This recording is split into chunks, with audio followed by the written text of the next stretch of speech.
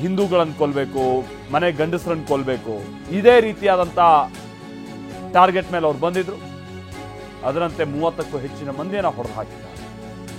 ಗುಂಡಿನ ದಾಳಿಗೆ ಬಲಿಯಾದಂಥವರ ಮೃತದೇಹವನ್ನು ರಾಜ್ಯಕ್ಕೆ ತರುವಂಥ ನಿಟ್ಟಿನ ಪ್ರಯತ್ನದ ಭಾಗವಾಗಿ ಸಂತೋಷ್ ಲಾಡ್ ಕೂಡ ಇದೀಗ ಜಮ್ಮು ಕಾಶ್ಮೀರದ ಕಡೆಗೆ ಹೊರಟಿದ್ದಾರೆ ಅನ್ನುವಂಥದ್ದು ಗೊತ್ತಾಗ್ತಾ ಇದೆ. ಕಾಶ್ಮೀರದಲ್ಲಿ ಸಿಕ್ಕಾಕೊಂಡಿರುವ ಕನ್ನಡಿಗರ ರಕ್ಷಣೆಗೆ ಕ್ರಮ ತೆಗೆದುಕೊಳ್ಳುವಂಥ ನಿಟ್ಟಿನಲ್ಲಿ ಸರ್ಕಾರ ಉದ್ದೇಶಿಸಿದ್ದು. ಈಗ ಆಲ್ರೆಡಿ ಹಲವು ಅಧಿಕಾರಿಗಳನ್ನು ಕಳಿಸ್ಕೊಡ್ಲಾಗಿದೆ. ಅದರಂತೆ ಸಂತೋಷ್ ಲಾಡ್ ಅವರನ್ನು ಕೂಡ ಕಳಿಸ್ಕೊಡ್ಲಾಗಿದೆ ಅನ್ನುವಂಥದ್ದು ಗೊತ್ತಾಗ್ತಾ ಇದೆ. ರಾಜ್ಯದಲ್ಲಿ ಅಂದರೆ ಈ ತರಣ ಅಂತ ಅನಾಹುತಗಳು ಬೇರೆ ಬೇರೆ ರಾಜ್ಯಗಳಲ್ಲಾದಂಥ ಸಂದರ್ಭದಲ್ಲಿ, ನಮ್ಮ ರಾಜ್ಯದವ್ರು ಸಿಕ್ಕಾಕೊಂಡಂಥ ಸಂದರ್ಭದಲ್ಲಿ ಹಿಂದೆನೂ ಕೂಡ ಸಂತೋಷ್ ಲಾಡ್ ಅವರು ಹಿಂದೆ ಸಿದ್ದರಾಮಯ್ಯನವರ ಸಂಪುಟದಲ್ಲಿ ಸಚಿವರಾಗಿದ್ದಂಥ ಸಂದರ್ಭದಲ್ಲೂ ಕೂಡ ಅವ್ರನ್ನ ಕಳಿಸ್ಕೊಡೋದು, ಆ ಮುಖೇನವಾಗಿ ಅವ್ರ ವ್ಯವಸ್ಥೆ ಮಾಡೋದು, ಈ ಥರದ್ದೆಲ್ಲ ಇತ್ತು. ಹಾಗಾಗಿ ಸಹಜವಾಗಿ ಅವ್ರಿಗೆ ಸ್ವಲ್ಪ ಅನುಭವ ಇದೆ. ಈ ಕಾರಣಕ್ಕಾಗಿಯೇ ಸಂತೋಷ್ ಲಾಡ್ ಅವರನ್ನು ಈಗ ಸದ್ಯ ಜಮ್ಮು ಕಾಶ್ಮೀರದ ಕಡೆಗೆ ಕಳಿಸ್ಕೊಡಲಾಗ್ತಾ ಇದೆ ಅನ್ನುವಂಥದ್ದು ಗೊತ್ತಾಗ್ತಾ ಇದೆ. ರಾಜ್ಯದವ್ರು ಯಾರು ಮೃತಪಟ್ಟಿದ್ದಾರೆ ಅವರನ್ನು ಪತ್ತೆ ಹಚ್ಚಿ ಅವರನ್ನು ರಾಜ್ಯಕ್ಕೆ ಅವರ ಮೃತದೇಹ ಕಳಿಸ್ಕೊಡ್ಬೇಕಾದಂಥದ್ದು ಅನಿವಾರ್ಯತೆ ಇದೆ. ಸೊ ಅದೆಲ್ಲ ತ್ವರಿತವಾಗಿ ಆಗಬೇಕು ಅನ್ನುವಂಥ ನಿಟ್ಟಿನಲ್ಲಿ ಸಂತೋಷ್ ಲಾಡ್ ಅವರನ್ನು ಕಳಿಸ್ಕೊಡ್ಲಾಗ್ತಾ ಇದೆ ಅನ್ನುವಂಥದ್ದು ಗೊತ್ತಾಗ್ತಾ ಇದೆ.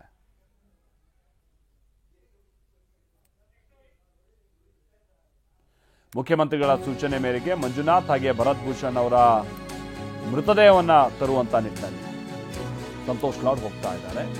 ಹಲವು ಅಧಿಕಾರಿಗಳ ಟೀಮ್ ಕೂಡ ಇದೆ.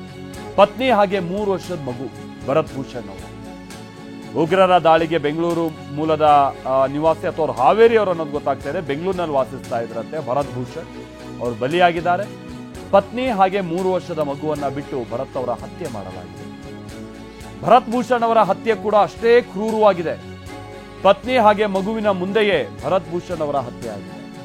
ಭರತ್ ಅವರ ಪತ್ನಿ ಸುಜಾತ ಹಾಗೆ 3 ವರ್ಷದ ಮಗ ಉಗ್ರರ ಅಟ್ಯಾಕ್ನಿಂದ ಪಾರಾಗಿದ್ದಾರೆ. ಭರತ್ ಅವರ ಪತ್ನಿಯ ಜೊತೆ ಸಂಸದ ತೇಜಸ್ವಿ ಸೂರ್ಯ ಮಾತುಕತೆ ನಡೆಸಿದ್ದಾರೆ ಅನ್ನೋದು ಗೊತ್ತಾಗ್ತಾ ಇದೆ. ದೂರವಾಣಿ ಮುಖೇನವಾಗಿ ಮಾತುಕತೆ ನಡೆಸಿರೋದಾಗಿ ಅವರು ಟ್ವೀಟ್ ಮಾಡಿದ್ದು, ಅನಂತನಾಗ್ನಲ್ಲಿ ಅವರ ಸುರಕ್ಷಿತ ವಾಸ್ತವ್ಯಕ್ಕಾಗಿ ಕ್ರಮ ತೆಗೆದುಕೊಂಡಿದ್ದೀವಿ. ಸ್ಥಳೀಯ ಆಡಳಿತದೊಂದಿಗೆ ಸಮನ್ವಯ ಸಾಧಿಸಲಾಗಿದೆ. ಎಲ್ಲ ಕನ್ನಡಿಗರನ್ನ ಬೇಗ ಸುರಕ್ಷಿತವಾಗಿ ಕರೆತರಲಾಗುತ್ತೆ ಅಂತ ಬಿಜೆಪಿ ಸಂಸದ ತೇಜಸ್ವಿ ಸೂರ್ಯ ಟ್ವೀಟ್ ಮಾಡಿ ವಿಚಾರವನ್ನು ತಿಳಿಸಿದ್ದಾರೆ. ನೋಡಿ ಇಲ್ಲಿ ಹಾಕಿದ್ದಾರೆ. ಮತ್ತಿಕೆರೆ ರೆಸಿಡೆಂಟ್ ಅಂತವರು ಯಾರು, ಸುಜಾತ.